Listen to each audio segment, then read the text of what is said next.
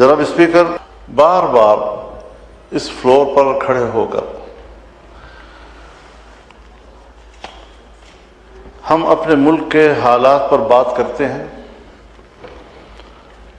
لیکن میرے اس احتجاج کو نوٹ کیا جائے کہ ہماری گفتگو قوم کو براہ راست نہیں سنائی دی جا رہی ہے۔ اگر یہ پارلیمنٹ عوام کا نمائندہ ہے تو حکومتی بینچ پر بیٹھنے والے اور اپوزیشن بینچ پر بیٹھنے والے وہ ایکول ہیں، برابر کی حیثیت میں یہاں ہم بیٹھتے ہیں۔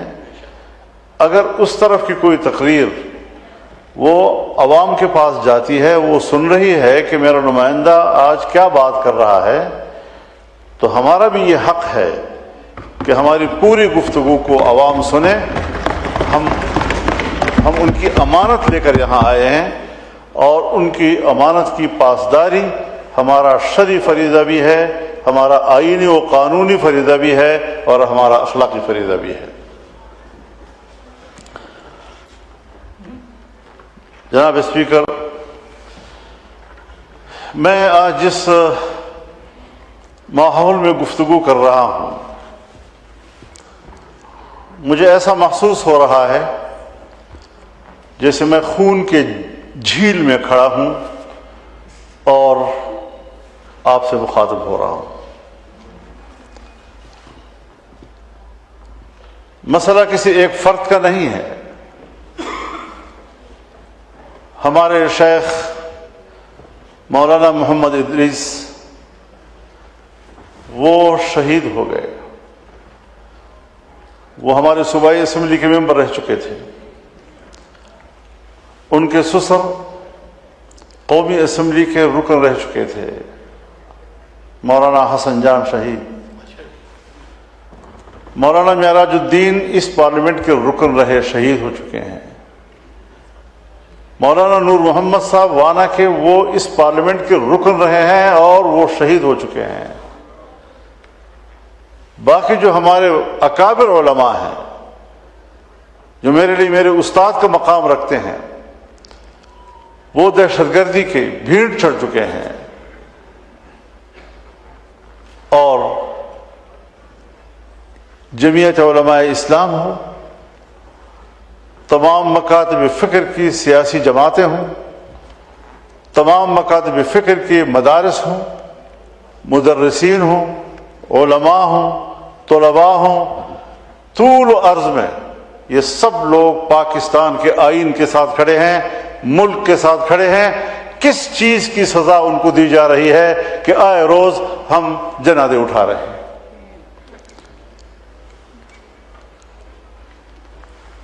باجوڑ میں ہم نے ایک جلسے کے اندر 80 جنازے اٹھائے۔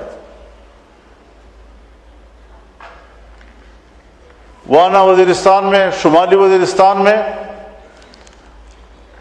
ہمارے ضلعی صدور، ضلعی امیر وہ تمام شہید کر دیے گئے ہیں، اور بعض اب بھی زندگی اور موت کی جنگ لڑ رہے ہیں، وہ ایک فعال زندگی گزارنے کے قابل نہیں رہے ہیں۔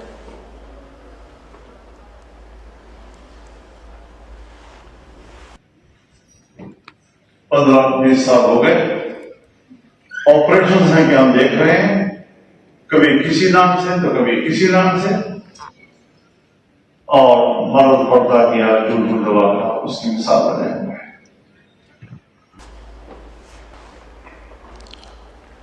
اس دوران انڈیا نے ہمارے اوپر حملہ کیا، ہم نے دفاع کیا۔ جو قابل تحسین بات ہے وہ نہ پہلے ہم نے چھپائی ہے نہ آج چھپاتے ہیں کہ پاکستان نے بہتر دفاعی کارکردگی دکھائی، لیکن ذرا آگے تو بڑھیے۔ جب جنگ شروع ہوئی تو وائٹ ہاؤس کے ترجمان نے جو پہلا بیان جاری کیا وہ یہ تھا کہ یہ انڈیا پاکستان کا باہمی معاملہ ہے، ہم اس میں مداخلت نہیں کریں گے۔ ان کی رپورٹس یہ تھی کہ کہ انڈیا بہت طاقتور ہے اور اگر پاکستان کو وہ لپیٹ لے تو امریکہ اور مغرب کا کچھ نہیں جا رہا. وہ ہندوستان کے ساتھ اسٹریٹجک معاہدے کر رہا تھا اور پاکستان کے بارے میں کہا کہ یہ آپس میں لڑ رہے ہیں، لڑنے دو. پھر نریندر مودی کی درخواست پر امریکہ نے مداخلت کی، پھر جنگ بند ہوئی. پھر کہا میں نے انڈیا پاکستان کی جنگ بند کرائی ہے. کس کی درخواست پہ کی ہے، کیوں کی ہے، ان ساری چیزوں کا ادراک کیوں نہیں کیا جا رہا. اور پھر ہم نے کہا کہ ٹرمپ صاحب کو امن نوبل انعام ملنا چاہیے. ایک طرف 70,000 شہداء فلسطین کا شہداء ہے، 1.5 لاکھ سے زیادہ لوگ زخمی ہیں، اتنے ہی بے گھر ہو چکے ہیں. طاقت کے زور پر ایک پورے مسلمان ملک پر قبضہ کیا جا رہا ہے. اسرائیل کو مکمل تعاون دیا گیا، اس کو اسلحے کی سپورٹ دی گئی. وہ جنگ بڑھتے بڑھتے ہمارے ایران تک پہنچ گئی.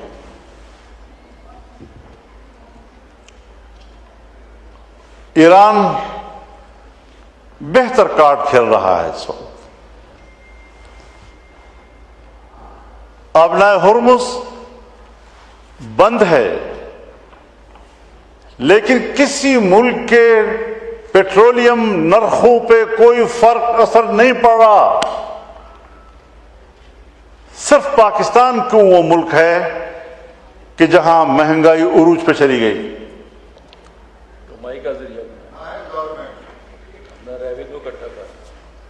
نو کراس ٹاک. صرف پاکستان ہے کہ جہاں مہنگائی کا طوفان آیا،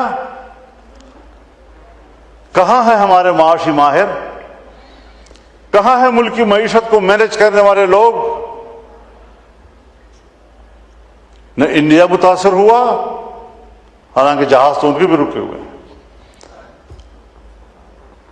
خود ایران متاثر نہیں ہوا، افغانستان تک متاثر نہیں ہوئے. اور ہم نے یہاں پر قیامت برپا کر دی عوام کے اوپر، جس طرح کہ پہاڑ ہم نے ان کے اوپر گرائے ہیں. اب ہم کس سے روئیں؟ میں نے تو یہاں پر کھڑے ہو کر غالباً آپ ہی کی موجودگی میں یہ تجویز دی تھی کہ پارلیمنٹ کا ایک ان کیمرہ اجلاس بلایا جائے، اور اس سے پہلے بلائے جا چکے ہیں. جناب یوسف رضا گیلانی صاحب پرائم منسٹر تھے، اس زمانے میں بلائے گئے ہیں، اس سے آگے پیچھے بلائے گئے ہیں. اگر یہ پارلیمنٹ واقعی عوام کا نمائندہ ہے تو حکومت اس تجویز سے فرار کیوں اختیار کر رہی ہے؟ کیوں ہم سر جوڑ کر آپس میں نہیں بیٹھ رہے؟ کیوں ہمیں حالات سے آگاہ نہیں کیا جا رہا؟ کیا ہم اس آزاد ملک میں